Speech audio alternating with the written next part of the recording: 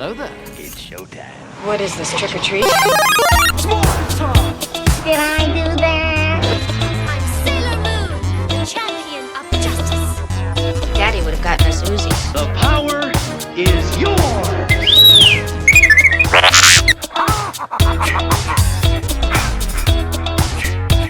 My name is Grace Jones. Thundercats. Power of 3 will set us free. Power of 3 will set us free. Power of 3 will set us free. There's no more room in hell. The dead will walk here.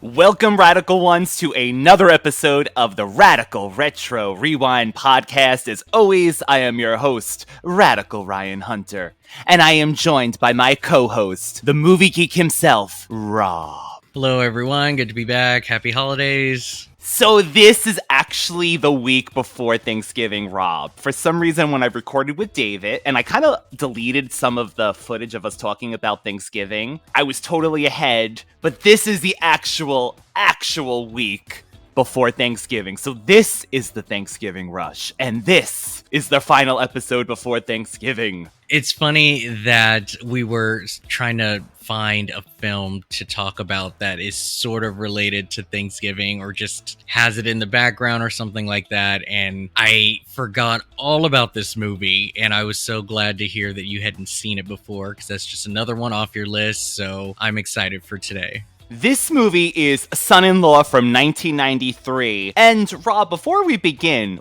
what is your, relationship with Pauly Shore? My relationship with Pauly Shore was really good when I was a kid. I mean, he and I kicked it so much, and he always made me laugh. Did I want to be him, imitate him? No, not at all. Were his movies like treasures? Yes and no. I honestly didn't have so much of a huge filter on what it is that I watched or liked or whatever. And this was 90s gold comedy. I mean, he's one of those characters like Ernest and Paul Reubens, where he's created a persona for himself that all you need to do is put him in a different situation and let's see how he fares out. And this is one of them, farming and dealing with family life in the Midwest. He come out with so many movies, and I want to say that I've watched all of them. Wow, dedication.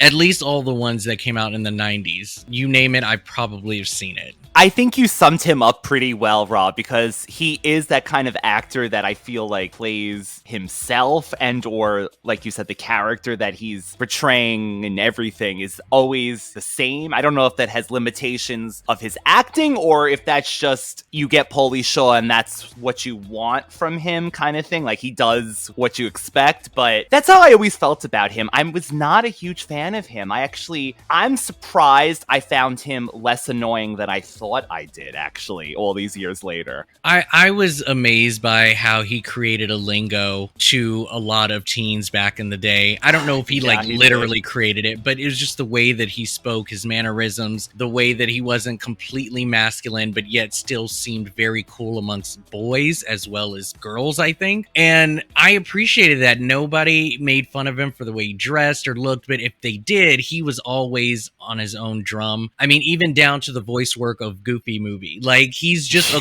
cool character. He's a cool guy and has a really unique voice and tone to him. And so people got to respect that, regardless if he's famous now. Like, he is unique and one of a kind. That is true. And so I have to say is this movie. Right off the bat, Rob, it is known as a Thanksgiving movie because it is Thanksgiving break when this happens for a young college girl who just goes away to college in California. So we do get Thanksgiving. It's kind of like the tail end of the movie, but you know what? this is what happens sometimes when people come home from college.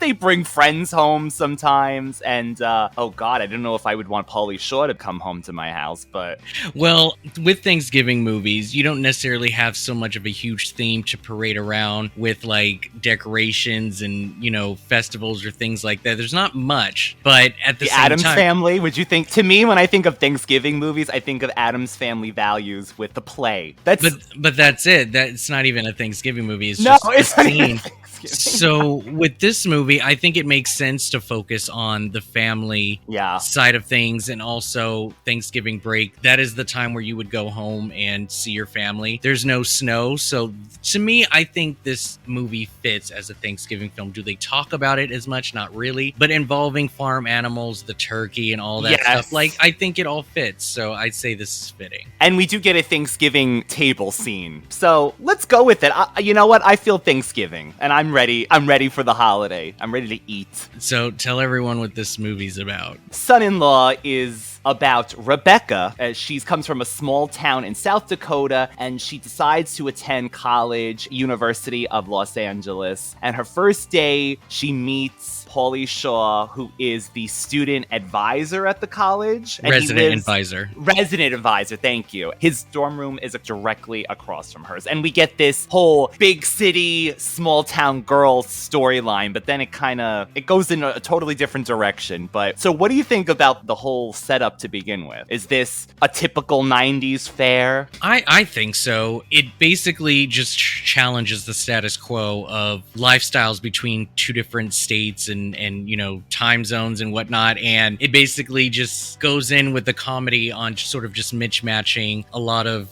things that normally wouldn't go hand in hand. So on one side you have Rebecca, who needs to learn to just chill and, you know, experience life outside of her small town, where then later in the movie it's twisted and turned around on Pauly Shore, who is getting used to farm life. Are there lessons learned in this movie? Not really, and that's something that I definitely wanted to talk through with you about, sort of the wrap up of this movie. But other than that, I mean, it's basically just a very physical comedy hijinks film to just see what it's like to be in this situation. Plus mistaken identity, that's very 90s, you know, pretending to be something that you're not, and just letting all the lies build up and fly and playing the role to get through a certain amount of time. So right off the bat, Rebecca is thrown into this with her family. They're really trying to sell this fish out of water thing. They have her mother looking around the dorm room, and it's one of those cliche dorms where it's so busy, right? The halls are always packed, and there's always men walking around in towels. It seems like it's always this like cliche of this is what a dorm is. I got a toothbrush and I'm in a towel. You know, everyone's talking outside their rooms. It's like that cliched I'm going to college thing, and we get her mother looking around like, ooh, what am I missing? Ooh. She was very focused on the naked person walking around. The mother. She's definitely been deprived of a lot of attention just based on how she was focused on that. But the other thing that was established throughout the first part of this movie is that you have this family who seem close on the outside, but there are a lot of different personalities and types in this family, and they're on this sort of like non-understanding of one another, and so they bicker a lot, they fight with each other, but yet they still sort of just like, you know, let's not talk about it and just pretend we're happy just for the sake of the family, things like that. So we're given this sort of turmoil in the family that, you know, they're not as happy as they could be. We get the classic little brother, right, Rob, who is a pervert, I want to say. Is this like another staple of a 90s movie? He is little a boy going through puberty. That's no pervert. I don't see it. Why does it always make it about their sister's underwear or what their sisters are doing in this movie? Because even the little brother at one point, yes, he's playing with her future dorm mates' underwears, but at one point he opens her underwear up, looks at it, and then later on he asks Pauly Shore's character, have you done it with my sister? Like, it's just weird that they have these little brothers that are so like, this is the only sex I know is my sister, because clearly he's got playboys, as well, mentioned. This would probably, I don't have any younger siblings, and so I don't know, I can't really really speak on this, but I would say if you watched someone grow up under you, you would see firsthand that, you know, when you get to a certain age, you just talk about those kind of things either to look cool in front of other older guys, or it's just always on your mind 24/7. That's just how men are. So I don't know. I feel the character made sense. Could he have toned it down? That's whatever. But I didn't really feel that it was out of character for a boy that age to talk like that. And, you know, obviously throughout the movie, he was taught respect for the woman. So going into this, I looked at the kid and I was like, oh, here we go. Here's our 80s, early 90s redheaded villain kid that he was in everything, I feel like, growing up with his little freckles. To those that have not seen this movie, I feel that this could definitely go under the radar of just being dissected into what's offensive in today's audience and things like that. And I think there are a few things that might be a little problematic, but I don't think they go heavy into a canceled sort of status. There's more than one too many jokes about being overweight. There's a character on there who works on the ranch or the farm, and Pauly Shore sort of makes multiple jokes about his weight. Yes, he's a little bit of the villain in the movie, so, you know, it may seem justified, but yeah, it's, to me, it would seem that it's out of character for Pauly Shore's character, which is, his name is Crawl, by the way. It seems a little out of character because he seems very open about different people and aspects of life and things like that. But yet with him, it's like, let me make fun of how big he is. And he had no problem being like, oh, you should, you know, take a diet or lay off the don't. Like, he would say it out loud and then they just kind of brush it off. But he kind of did it a couple of times. So I would say little stuff like that crept up, but it wasn't like super offensive. You would say like some of those John Hughes films that are very problematic today. So just a rule of thumb with that. But other than that, I think it's just small, you know, humor. It's not even that raunchy too. There's a few like, no, it's just like dumb, like early 90s jock sex humor. I can't even, and not even jock because Pauly Shore is clearly not any close to that. But this really like, ooh yeah, women, I gotta film women in their underwear. Like, it's just so typical early 90s. But so I don't know if you recognize the father. So the father is played by Lane Smith. The minute I saw his face, so many memories just kept flooding back. I just forgot about this dude, and Lois I remember Clark, him, right? That's what I know him from. Well, Lois and Clark as our, you know, the chief of the newspaper, but then he's also Coach Riley, the coach to the Hawks versus the Mighty Ducks. And so he's in that first movie, you know, playing that child slave owner to the Hawks. And yeah, he was an evil bastard. So I don't want to say he's typecast, but he can definitely play that smug, you know, white all-American, you know, man or whatever in these films. And that just, man, it just brought back so much stuff. I was like, I remember him being an asshole in this movie. So it was just funny to see him. Did you notice another familiar face still trying to play a teenager in this movie? I see you, teen witch. I see you. That, the boyfriend Brad Powell from Teen Witch, he's not playing Brad Powell in this, but he's literally wearing his little football Letterman's jacket still. I mean, he looked good, this actor, but he's definitely, you could tell he got a little older from his Teen Witch days.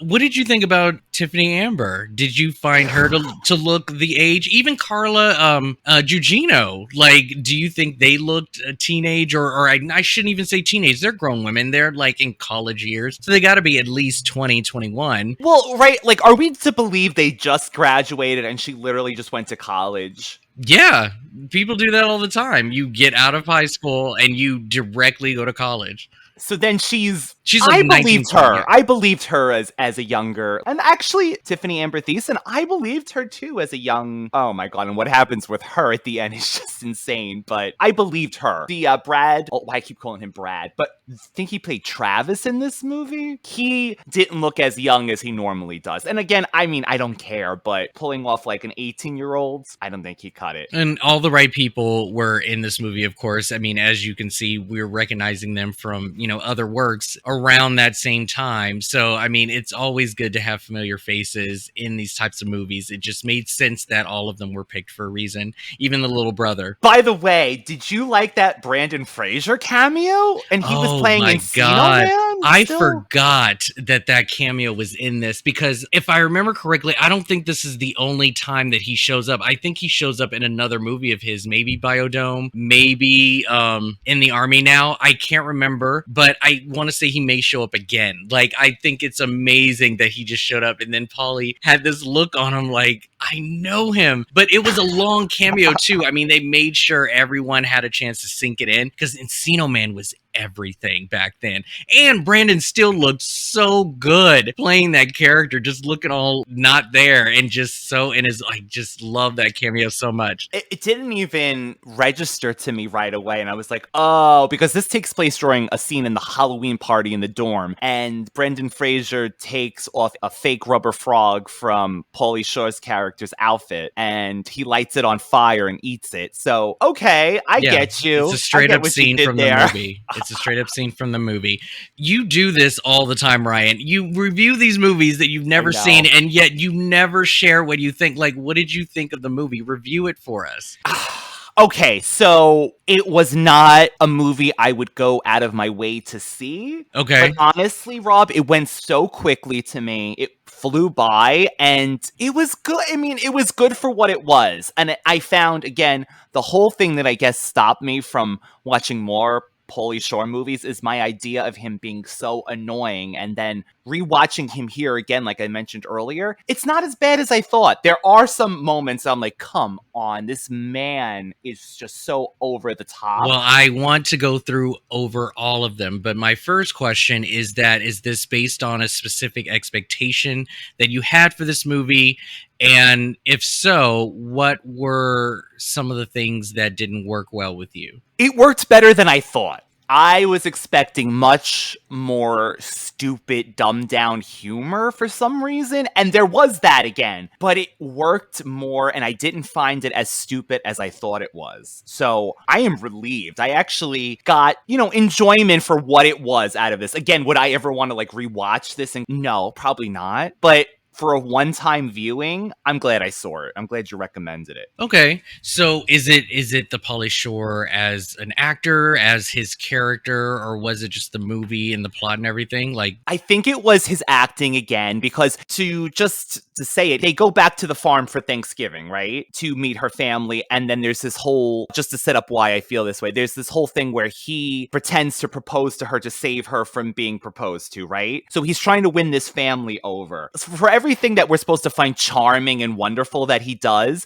the next minute he says something stupid to the grandfather, or he acts like a nut, and he says the weirdest thing. So at one point, they're really trying to push this, that we're supposed to root for this guy, and he's so funny, but then he'll do something nice, and then in the second moment, he'll look at the grandfather and be like, blah, blah, blah, blah, blah, blah, blah, and say something stupid that, so it takes me out. That kept taking me out. I'm like, okay, he's getting nicer. He's not trying to get her sexually anymore like he was in the beginning. He's just trying to be her friend. Oh, but there he goes. He does something stupid.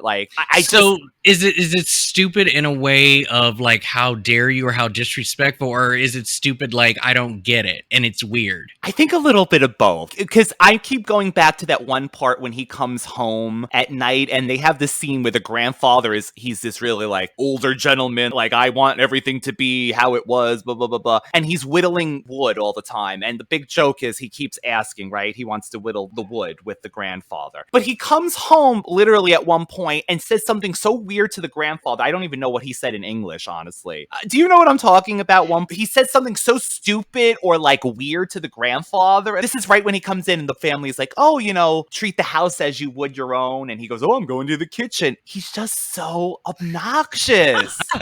That is so interesting because it's not the literal opposite, but I actually found his character to just be super eccentric, and in contrast to the family that he's staying with, he definitely comes off as an oddball, but I also find that to be very admirable that he is being himself and not changing his ways to conform to whatever it is that this family is living up to. Now, that's not to say that the family's way of life is the right way or the wrong way to live, but there is a difference of types of personalities and ways of living in here. And so you don't necessarily have to agree with everything that you're looking at. I would obviously be a very confused human being watching this man just sort of be super excited. And then he would say, I'm totally sorry for like wigging out. I've just never been on a farm before. So he explains and he's self-aware that he obviously doesn't fit the norm. As far as the endearing part, I think it was actually pretty cool for him to continuously work on this family who had no respect for him whatsoever throughout the entire film. While it may have been part of the joke to just be so upfront and be like, you stink to high heaven and look what you've done to yourself. You know, like he takes it in stride. He never like pushed back or argued with them. He understood that parents will see him as very eccentric and sort of what's going on. There's the whole drug use and the promiscuity of it all, him being very free about sex. But here's one scene that kind of like made me sort of pay attention to that a little bit, is that it was close to the beginning. We meet Crawl for the first time. He's upside down, hanging. He's, you know, like working out. And the dad comes in, and from his point of view, the dad's, we're like, who the fuck is this Neanderthal, this monster, this weird alien who's like, oh my God, I don't want you, you know, around my daughter because you're going to try and like have sex with her and blah, blah, blah. I mean, that's honestly what he said. He said, I'll give her special attention, take care of her. Is she hot? Like, yeah, which obviously is very disrespectful. No father wants to hear that, but he was hired as a resident advisor for a reason. We learned that he's been in school for quite a while, so he's got the education behind his back. He's not dumb. He just chooses to like really have fun with it while having all of this knowledge. But he goes in there asking for a screwdriver to help with their daughter's trunk. Now, throughout their whole engagement, clearly it wasn't the best first impression, but what do we see later? He goes right over there, remembers that this girl needed help with her trunk, and he brought over the screwdriver she needed to open it up. So he's a very responsible person. yes. And he definitely listens and takes care of people. And then through the 90s fashion, and there are so many movies like this, when you have an unexpected guest or some newbie in the group, what do? You work on them one by one. And you find their niche, the thing that they need help improving, or maybe they can like release or unlock a potential. So he works on every family member and gets on their good graces, but also shows them that there's more to life than just what they've been living. I get the annoyance part, but do I find him disrespectful? I didn't get as much. As far as the grandfather's concerned, I just think he found him to be admired. Like he really admired the grandpa and just wanted to hang out with him. I know old people who would kill to have that type of attention. And, you know, he's just like, I want to hang out with you. I want to like do what you do. I think though, if he just didn't say the weird things, because he had me. I like that he remembered it. I like that during the Halloween time, he took the time and he got all the people out of her dorm. I like that he's caring in some ways. I would be totally rooting for his character if he just didn't do such stupid, obnoxious things right when you're getting to like him. I like all the things that Rob said. I like that he's open about things. I like that he even brought the little brother when he's sharing a room with a sandwich the first day, but then he does stupid things. Rebecca, the character, right? She has this total makeover before she comes home. It's the cliche of a small town girl going away to the big city, New York, California, and getting a... She got sandied, basically. She got sandied, but did you see that it completely... Even she became almost really obnoxious for a little while. Like, to me, she was acting like she was on drugs without even taking drugs at some point in scenes. Well, I think she adapted to the type of language from Crawl because they became super close, right? So 2 months, right? September, October, we're thinking. And so in 2 months, this woman became a completely different woman. Tattoo, blonde hair. She went for any cliche she got. Tattoo, cut your hair, dressing. But did she really change that much? I think she definitely adapted to her surroundings, played the character, not to say that she was being a fake or whatever, but as soon as she went home, she went right back to the girl she always was. She just didn't look the part. I thought so, Rob, but then there's sometimes I saw her sitting at the table. That's why I was like, it's almost disjointed, this movie at some point. So she dyes her hair blonde, right? Or like a very light... It's strawberry blonde, yeah. Strawberry blonde, thank you. And and she gets this haircut, and I almost feel like she just did this thing, the actress, with her hair. So she had this big piece that came down in the front, and I feel like it gave her confidence, even the actress. And she would do these scenes kind of like with this hair flipping it, and she was almost like so weird for me. Like some scenes she acted, I'm California, I'm above this. And then other scenes, you're right, she was back to being her, well, I know how to milk a chicken. I know how to milk a cat. Yeah, I'm a country girl. So no, it's totally fine. So you weren't feeling sort of the California vibe that was presented in the movie. It's just such a cliche that she changed everything about herself, and then she came home like, this is me, accept me for what I am, and that it was just a cliche. You in this, like, it's so funny. If you could see his face, you're saying it as if she went in and was like, I'm going to be this way. I don't care what you say. I don't know if there was a lot of pushback on her look. It was just a very shocking thing that this family is not used to in their town.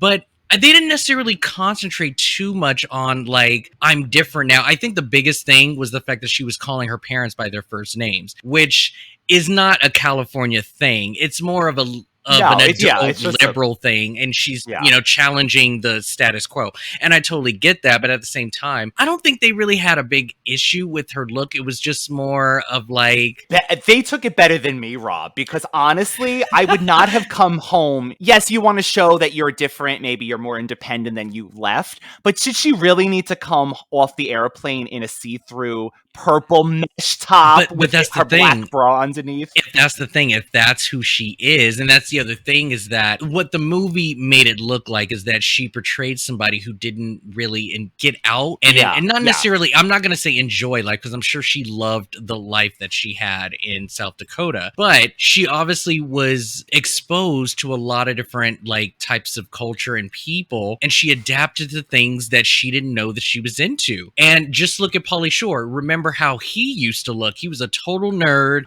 glasses, straight, stiff, and then he decided to chill. Now, is that who he is today? Is that the solution? No, but that's who he ended up becoming, and he became super confident in that, and everyone loves him. And, as we saw before they came home, Rebecca was on the phone, on the communal payphone, and everyone who passed her was like, bye, Rebecca. Like, everybody knew her. She obviously made a lot of friends, and so this persona that she took on made her open up more, and she was open to new things and just being able to adapt and mingle with the people, is how they put it. I got to put myself back into that teenage finding yourself, I guess, mentality, because it seemed like it was just so hot and heavy, and like she was just gonna beat it over their heads like, look at me, and this is who I am now, so you better accept me. But again, she did not do that, but I get it. I know. Like, I totally get it. I'm projecting on this poor girl, Rebecca. So with Pauly Shore, so Crawl, he decides that, hey, I'm going to be a farmer too, because I clearly don't have sort of any career aspects. I just want to learn. He just likes learning. So in order to continue this facade, playing the son-in-law, what do you plan to do to support my daughter? Well, he's like, I'll just do what you do. So we go through a big part of the movie of him trying to be a farmer. And if you were to see this character of Crawl, you'd be like, oh God, he's never going to adapt to, manual labor and hard work and getting your hands dirty and stuff like that. So what did you think about that sort of physical comedy aspect of him learning how to be a farmer? I was okay with that aspect, but I'll tell you where he lost me again. There's one part that he's in that tractor, Rob, and he accidentally starts it because he has to listen to music, right? He accidentally starts this tractor that's covered with a tarp. Well, he's very mischievous for sure. Yes. So, okay, I would be fine with that whole scene, Rob, but it's the ending. Are we supposed to come away with that? Because he kind of did this thing, like he parked, and we see from overhead, he literally wrote his name out in these people's crops. He gave the keys, and he's like, oh, not bad for my first time, and he walked away all cocky. I'm like, no, you destroyed this family's crops. Like, are we supposed to root for you? I mean, yeah, I know they're hard on you and everything, but to me, that didn't prove shit. So maybe he's the actual villain of the movie in your eyes. You could totally put out a thesis for this. I think this is wonderful information that you're giving out right now. I love it. I love it. Were we, Rob, at that moment, we're supposed to take away that, damn, he showed them. He destroyed those crops. Not at all. I mean, those parts of the film basically is just for physical comedy. It's him being Pauly Shore. You know, if we said that about Ernest, you know, destroying property and just doing a whole bunch of shenanigans, it's usually because he's not smart enough to really get it. So maybe you're putting him more on a pedestal because he should know better. So, I mean, I totally get it. But here's the other thing, too. As far as rooting for him, there's not really anything that we're rooting for because in the movie, he's trying to cover or assist with this lie. And for the most of it, he doesn't agree with it. He's not down to lie about these people. In fact, when he gets close to the family, he demands that Rebecca tell the truth. I mean, if anything, Rebecca is the real actual villain of this movie because she created this whole thing, which could have been avoided if she had just been honest with herself and to Travis. And, you know, while they're playing this ruse and he's out there just like sort of doing all of these things, you know, they're not really being that nice to him either. So when you say the term root for, like, are we rooting for them to get together? Are we rooting for the family to like him more? And you're saying we shouldn't. I can understand why you would feel that way. But I mean, honestly, it's just one of those things where you have just that obnoxious house guest that just tears your life apart. But at the end of the day, it's just things and, you know, family's close. I mean, I'm guessing that's what the lesson is of this movie. Just to talk about the ending, how the truth comes out about Travis, the semi-truth of the rouge is sort of hidden but then told, and then all of a sudden they're taking a photo in front of the house and then the movie ends. So here's the thing. We get a little bit of a push like, ooh, will these two get together? He clearly is into Rebecca, right? But that was never established. That was never established. Right? Like, no. That's the other thing. Exactly. They clearly showed that I guess we're supposed to say that OK's feelings have formed, and he does say it, but that's the only thing. Nothing. She doesn't say anything. Yeah. She doesn't even say, I like you. Yeah, we're just led to believe, okay. But that's the thing, though. The formula in the 90s is that everything was wrapped up in a good bow, and most of the time, a couple that was forming was to have sort of a happy ending or some closure for the audience, and we didn't get it this time, which is different, but it could not play out as well to some big 90s fans that expect some type of ending to wrap up. But honestly, it's like, did Rebecca even learn a lesson? This woman walked away with a full-fledged lie and never officially told the truth. I was going to say, no, she learned nothing. She got to come home, do anything she wanted to, bring this dude home, uproot everybody, and she didn't learn anything by the end because it all worked out. And her family loved her. What's also funny about that is that Travis, who clearly wanted to marry her for I don't know what reason, it wasn't like, ooh, to take over the ranch when the dad died. I mean, he didn't have a sinister thing about not wanting to be with Rebecca, but the entire time that she was away at school, he was cheating. He was, right? Yeah, so it's just like, I understand that she doesn't want to hurt his feelings, and he's not even a guy to protect feelings from. So I know that she was doing it more for herself. She was scared, and she didn't really want to break the family's heart or go against the traditional of like marrying somebody within the same town with the same values, yada, yada, yada. But like, why do we give a shit what this guy thinks? Because he's an asshole. He was sleeping with homegirl the whole time, and yet we're supposed to feel sorry for him that he really is trying to get with her when really he doesn't deserve her love at the end of the day. So when the movie kind of wrapped up, yes, he ended up on his face, but it's just like nobody really learned too much of a lesson, and it just rushed it. The ending was very rushed. Just to make drama, I feel like. They just had to do one more dramatic thing, and it kind of was resolved in the next scene. Well, you know, the main characters always have to have that big fight before the big resolve at the in the last act. You know, everything's all peachy, and then the friends sort of collide, and then they have like a little bit of a turmoil, a fight, and then they have to work through it to wrap it up. The sad part was this really wasn't any dramatic, right? So we get to the point that she literally tells him, okay, like this facade, I'm going to tell my parents we're not really engaged. We're nothing. This whole storyline happens where they throw him a fake bachelor party just so this guy Travis and the farmhand that helps him roofie him and Tiffany Amber Thiessen into believing they slept with each other. Yes, I guess she was developing feelings too, and there's that betrayal of like, why would you do this? And plus it's my friend and yada yada yada, but none of it was like, okay, well, you just told him the scene before you didn't want to be with him. I get it. Believe me, I would be pissed too if all this happened to me. It was just kind of like, oh, here's drama just for the sake of it. Like you said, that fight that just ends with everything gets wrapped up. I want to kind of just share some of the things that I did enjoy the movie, because Yes. rewatching this film, actually, I was laughing out loud a lot. I think I'm just very opposite with you. I laughed twice out loud. I just enjoy Pauly Shore's character. I just enjoy that, ridiculousness of him. And not to say that everything that he does is gold, but at the same time, I was just I loved his laugh. He just would do this, there's just this laugh. And I really enjoyed the one-on-ones that he had with the family. In particular, I think him and the mom, when they bonded, was one of the biggest things that I enjoyed about this movie. Now, it seemed a little pervy, though, because he walks in on her while she's out of the shower, and he mistakes her for Rebecca, so they have like a touchy moment.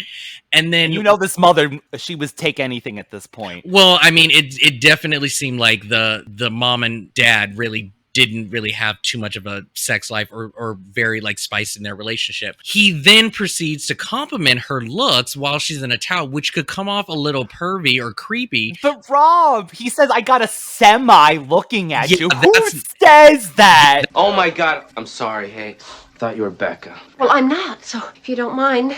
Oh, I don't want to be rude or anything, but Miss Warner, you're giving me a semi. Well, thank you very much, but I really Wait, had to can I ask you a question? I suppose. Why don't you, put a little makeup on? I mean, look how you're a beautiful lady. I mean, look at this. Enhance your outer beauty with your inner beauty. It's someone's mother. That's not the right words today. Even back then, it's not the right thing.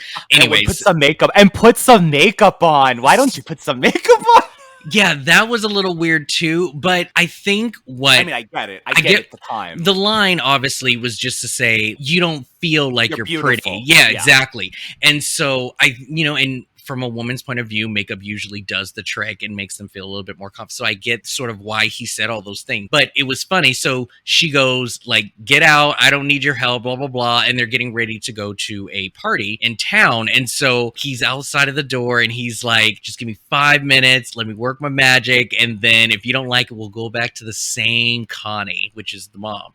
And I love this. She opens the door and she just has this smirk on her face. And he goes, ow. And then it was just so cute. But then it was nasty. But then it was funny too, because later they're still getting dressed and working with the makeover. She tells the husband, you go without me and Crawl will follow you. I'm still changing. That whole entire sentence can be construed to a lot of different things. And I'm like, why does Crawl need to be here for you to change clothes? The family is actually more accepting than it comes off as. They it put up does. with a lot of shit. But I thought she looked great. And when she came in, she had all of these attractive men hitting on her and checking her out. And I just thought all of that was so cute because she did feel beautiful. And while the husband, Walter, was very shocked at first, not necessarily, I would say he was disappointed, but just like, this isn't you. But at the same time, when he saw that other men found her beautiful, he started to get a little bit of a rise and was reminded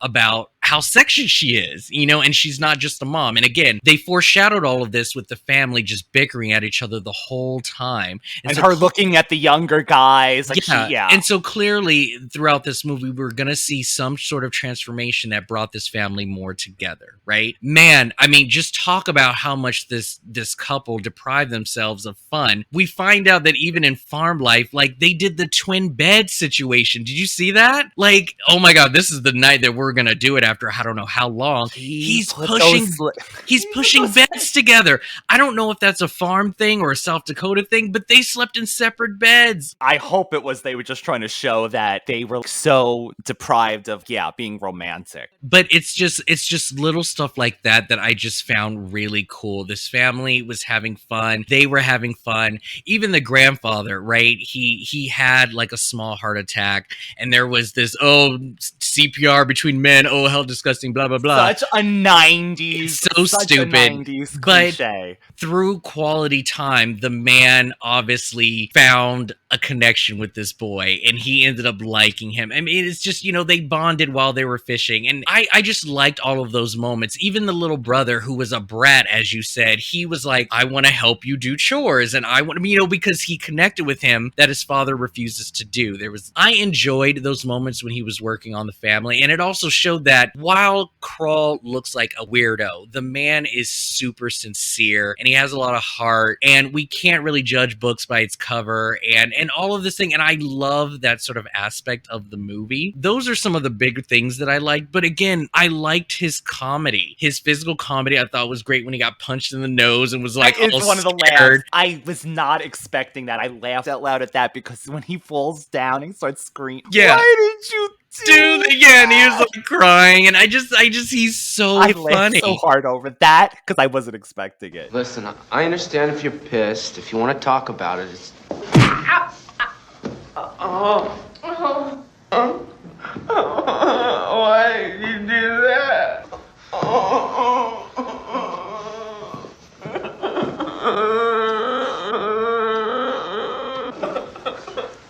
Get up. Yeah, I also thought that Crawl and Rebecca's chemistry was on point too. I thought the two of them were having so much fun together. And especially when they're in the back of the truck, this is after the lie came out, the big exposition. So he gets punched in the face, his nose is bloody, and they're in the back of the truck, and they were talking so loud. I'm surprised nobody in the car heard them, but I thought for sure the brother would have. He was staring right there. Exactly. But they're talking. He was like, I can't believe you did that. And he was like, what did you want me to do? You gave me like 2 seconds to respond. That's the only thing I can think of. That's when she should have told her parents, guess what? He's just did this for me. I don't want to get married. They probably would have been like, oh, thank God. Okay. Well, she had but that's how horrible their dynamic was in the family. She obviously thought the worst of it, so she kept it a secret. But it was the moment when he goes, okay, so we're going to be engaged. Can I get some tongue? And, she hits him across the face with the nose, and they're laughing together. And I just liked that scene. To me, they worked well together. I saw them more as friends, though, in that scene. Is that... That's totally fair. And friends can have that heavy bit of chemistry too. And it doesn't mean they need to be together too, which I also thought was a nice touch that they didn't establish if they were together or not, They left it open-ended like that, and how they said we're going to stay engaged but not get married. I like that. Yeah. So I have a question for you. She gave him I don't know. First of all, I don't know why it was up to him to stop this proposal or make a scene or create a diversion. I love how it was up to him, right? But she gave him 2 seconds to do something. Now, this whole exposition, the whole point of this movie, the title, Son-in-Law, is because of this scene. What would you have done if you were forced to do what Crawl did, which was have to get up and stop this proposal? Can you think of anything else that would have caused this to stop without putting Rebecca under the bus? I mean, to me, not to say that this is the only thing that they could have done, aside from telling the truth, but what would you have done in this situation? It made perfect sense for him to be like, I already proposed, you're too late. You're right, but honestly, I would have just said, you know what? She has just started college, and she has confided in me that she feels like she's so young and wants to experience life. I don't know. I would never have come up with, me personally, I would never have come up, we were engaged already. But I understand in this situation, but what about you? What would you have said? Oh, no, 100% I would have said the same thing. But at the same time, I'm not that type of person. I would literally tell the truth. But if I, was in this movie and I needed to come up with a lie to create the scene and the film and all this stuff, yes, that is the perfect thing that you would say. But other than that, I'd be like, dude, she's not into you. Like, I wouldn't be so rude about it, but I would totally tell the truth. But this would be a different movie, right? And maybe that's what we should... No.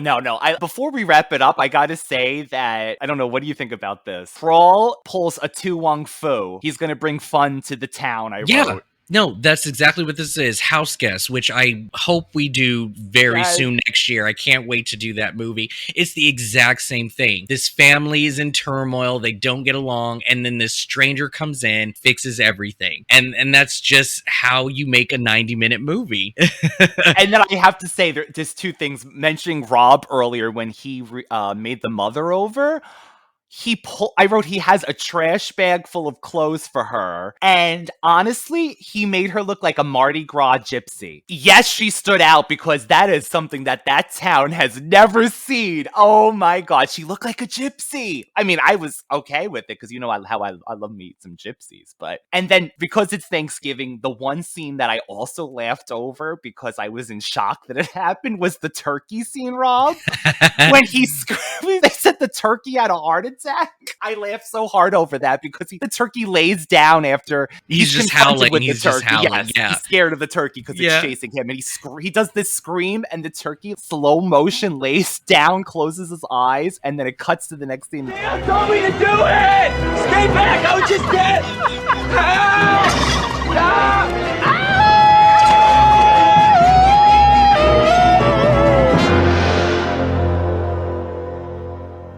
The turkey had a heart attack? I don't know. I never killed anything before. Maybe you should give the turkey a little kiss. Some of the things that I want to say before we wrap up is I just want to point out a little bit of the retro, the 90s of it all. Yes. So I noticed that in Kroll's room at the college, he had all of these psychedelic stuff going on, all of the posters and memorabilia of all of these like classic characters. You know, I think even in Rebecca's room, she had pictures of like Mel Gibson on the wall from Forever Young, if I remember correctly. But one of the things in Kroll's room is that on his computer, that very like neon retro, when you type in your name and it just bounces around and it looks all punk rock and psychedelic. I thought I was the shit when I had that on my computer. I was like, look at how much money I got. I'm so cool. Look at my cool screensaver. I loved all of that. But also, it was the joke about, I think they were talking, I think when Kroll and Rebecca met for the first time, and I think he tried to remember her name or guess her name, and she goes, "Your name's Sally." He's like, "Jesse?"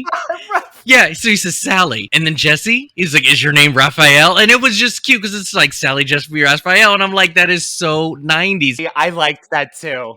And then when they show up to get tattoos, look who's the technician. It's fucking Flea from Red Hot Chili Peppers. From Red Hot Chili Peppers. I think that is amazing. Very 90s. So I love that. Did you remember that song that played for a minute, the Feed the Tree song? That came back to me like time and never stopped. Yeah. God, I haven't heard that song in probably 20-something years. But the other thing is that the depiction of California, which is full of sex, drugs, nudity, there's a bar that has a mud wrestling pit. I don't think I've ever seen anything like that in California. But also the idea of what college is. Rebecca's roommate comes in and she immediately says, "Would you like to meet my girlfriend?" So it's already established. I knew exactly what was going to happen. But then when they kissed, it was like the most shocking thing they've ever seen in their lives. I knew it was coming. I knew it. I just thought that was so funny, but how 90s is that? Now, you know, women kiss all the time and it's nothing. You know, it's at least from the story's point of view, there's not this huge shock value of it all. But that whole entire family was just flabbergasted over the fact that these two women were kissing. And while the son, by the way, is wearing a shirt that says "Seduce me, please." So this family is not as innocent as they think. But I mean, how 90s is it, right? And again, like you said, the foreigner who comes in, fixes the family, everything's all great. I will say one thing about Pauly Shore, Rob. I love that show, The Goldbergs, right? The older brother on there, played by Troy Gentile, Barry Goldberg, I feel like is a less annoying Pauly Shore than Pauly Shore is. That's the modern equivalent, but... You're saying they have the same character? The same kind of thing, but the brother on Goldbergs is just more endearing with it. He's not as... And I guess I gotta say that he was not as annoying as I thought Pauly Shore was growing up. Is this your first Shore movie? In a long time, since Encino Man. I mean, seeing him on MTV growing up, but I mean, I've probably seen him in other things too. My God, he was in everything, but I always had this idea about him. I gotta say, you know, I'm thankful that you brought this up. You would. So this wasn't a win for you. Do you see sort of the appeal it had in the 90s? Would you recommend it today to anyone? Definitely, like I said, it goes fast, I feel like. Fast watch. I could totally see why someone would like this. And especially if you had seen it growing up as a kid and rewatching it, I feel like it would hold a special place for certain people. I wouldn't say no. So give it a try, especially if you like 90s comedies and that kind of humor with Pauly Shore. What about you? I mean, this is your second viewing, or? No, I mean, I've seen it a bunch of times when I was younger, but I hadn't watched it since. I don't own this film.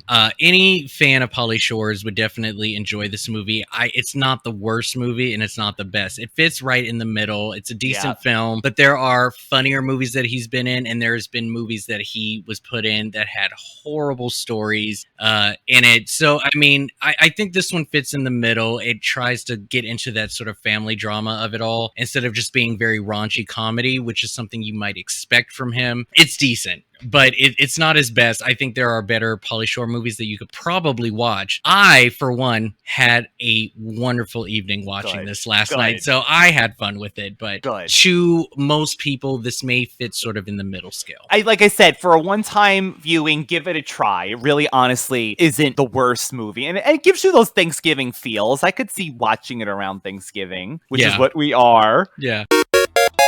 So, Rob, just really quick, I just wanted to say a big thank you to all of our listeners, our new, old listeners. We are so thankful for anyone who joins us each week. And I feel like this is the perfect time to give thanks to all of you who are listening now.